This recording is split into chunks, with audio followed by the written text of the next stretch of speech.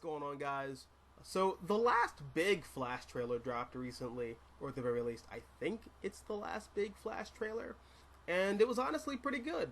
The movie does look like it could wind up being a lot of fun, despite everything going against it for me personally.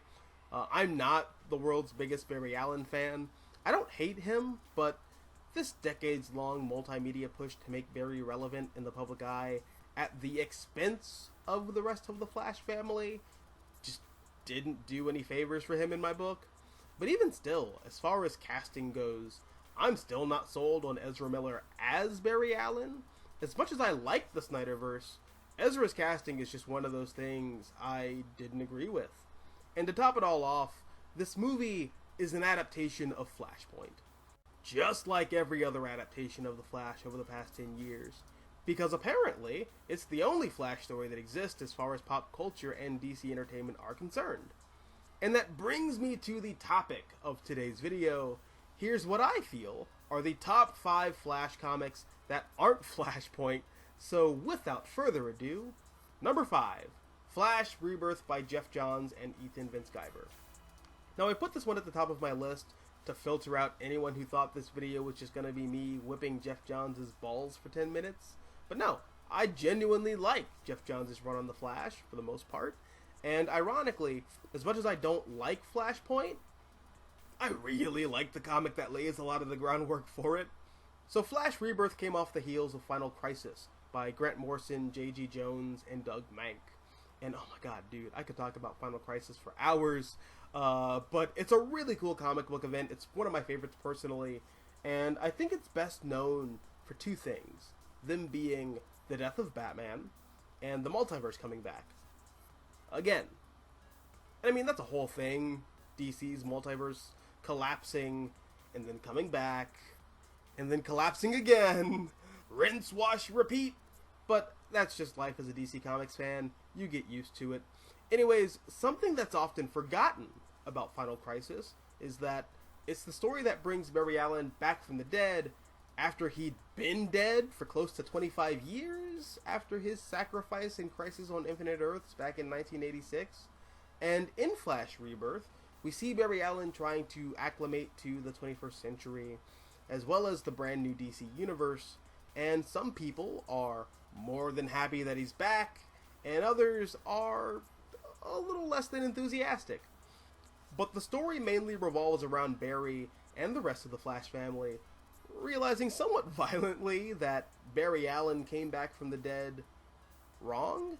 So not only did outracing death make him the new Black Flash, who is essentially the Grim Reaper for speedsters, he also came back with a new personal continuity, one that was incongruent with the character's previous history. In this new timeline, Barry's father was framed for the murder of his mother and died in prison, which was far from the case originally, because Barry Allen was always one of the few superheroes who didn't suffer dead parent syndrome.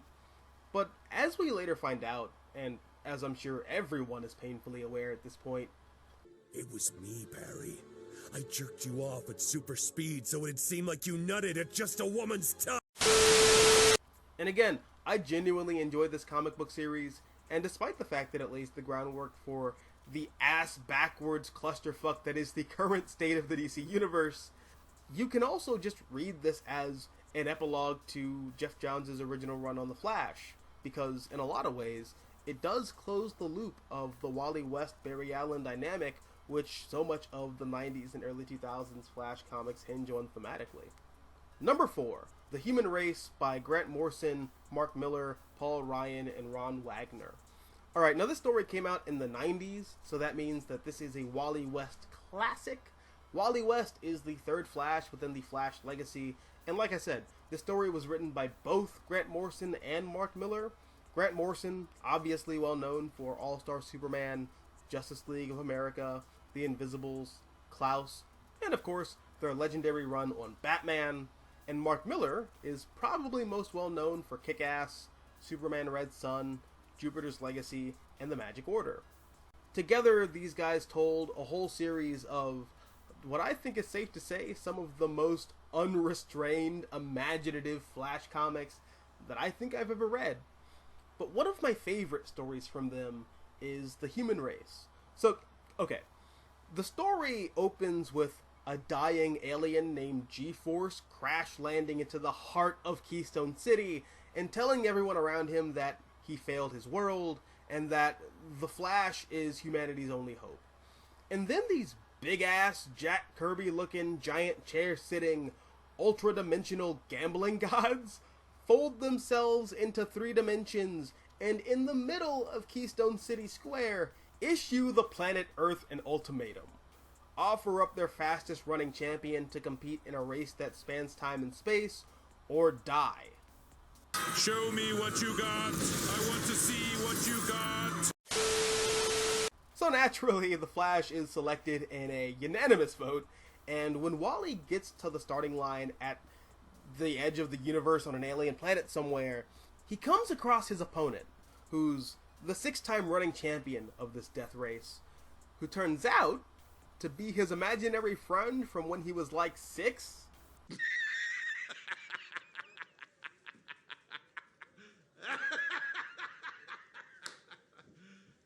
You serious? Hey yo, what the fuck?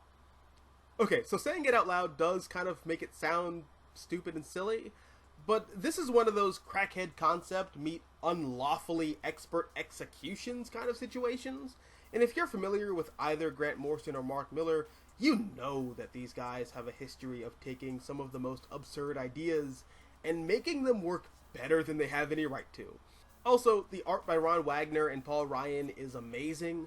Both artists respectively are going back to Jack Kirby really hard with a lot of the cosmic landscapes and the alien architecture from the ultra-dimensional gambling gods. And I'm serious. This is one of the best Flash comics ever put to print. And thankfully, Morrison and Millar's entire run on The Flash has been collected, so do yourself a favor and check it out.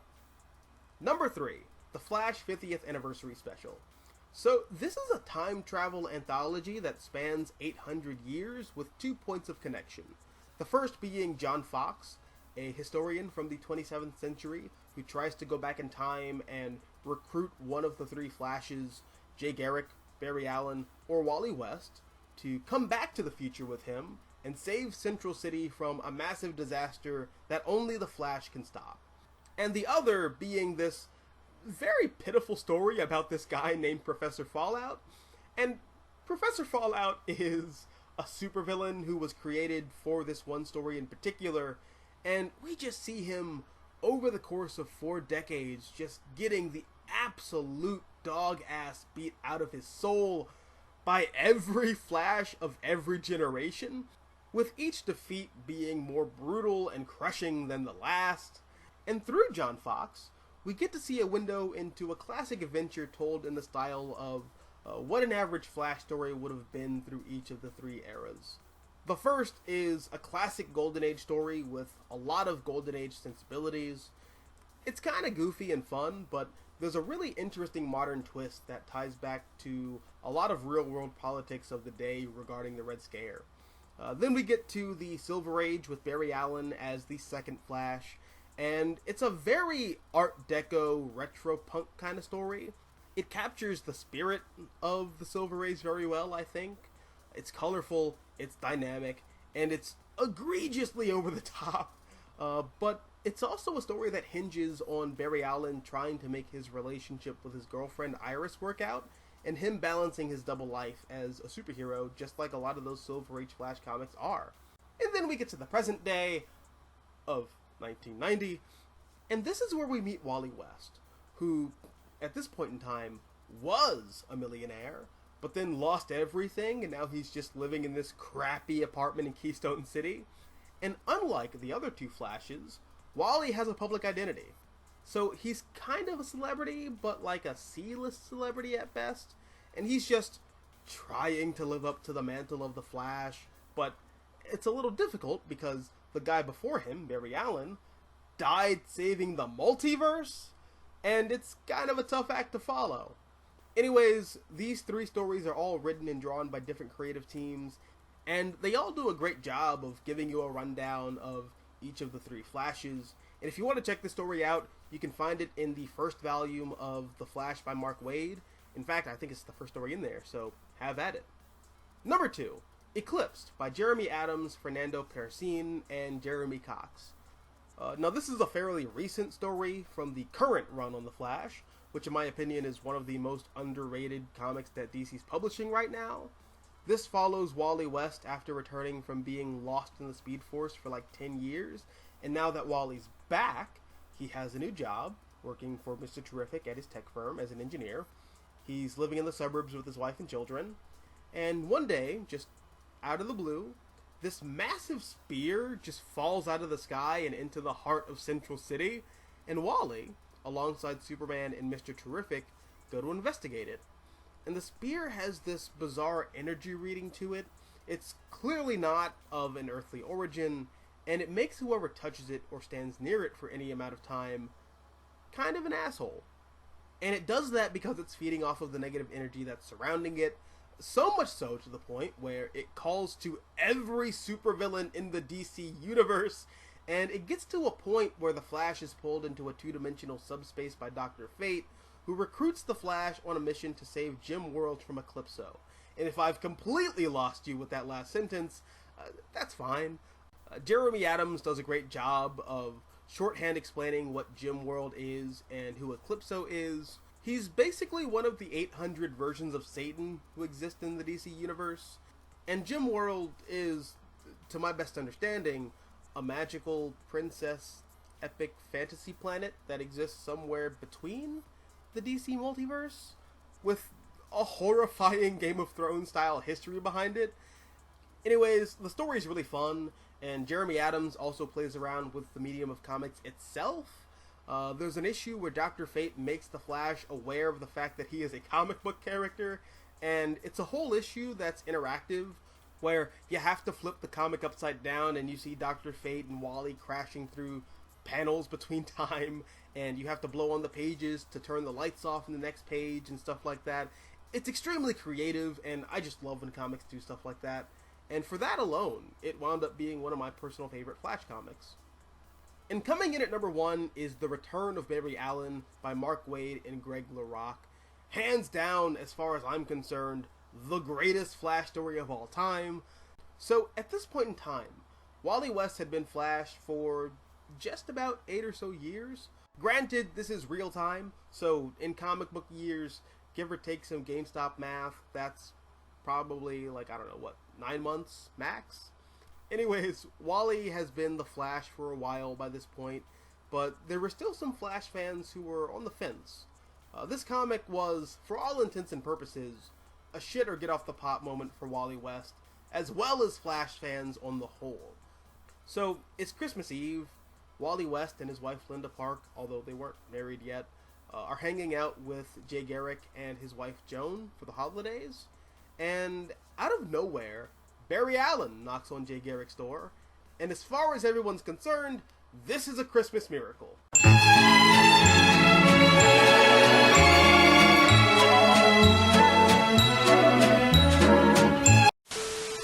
So this is one of those rare comics where, despite my general piss-all attitude regarding spoilers if a story is over 10 years old, goes right out the window. Just in case anyone who's watching this video hasn't read this book. All I'm going to say is, this comic is collected in the second volume of The Flash by Mark Waid, and it is the story that defines Wally West as the Flash. That's why he's the GOAT! The GOAT! Anyways, those are my top 5 favorite Flash stories that aren't Flashpoint. The Flash is a character with a very rich narrative history, so it's kind of annoying that DC seems to just want to ignore the wealth of stories that make up the Flash history and legacy for this. But I mean, whatever, man, it is what it is. What are some of your favorite Flash stories? Did I list any of them here in this video? Have you read any of these comics that I've listed? If not, are you interested in checking them out now? And are you excited for the Flash movie? Personally, the best thing that I can say about it is that it doesn't look like Barry needs a bunch of cardboard cutout, dorky, science nerd, guy in the chair type people telling him how to do basic stuff like run in a circle or up the side of a building. Run, Barry, run! This character does one thing. I think he'd be competent enough to do it on his own. Sorry, I'm not a big fan of the Flash TV show, but all that means is that you can only go up from here. Anyways, that's the video. I hope you enjoyed it, and until the next one, take care, guys.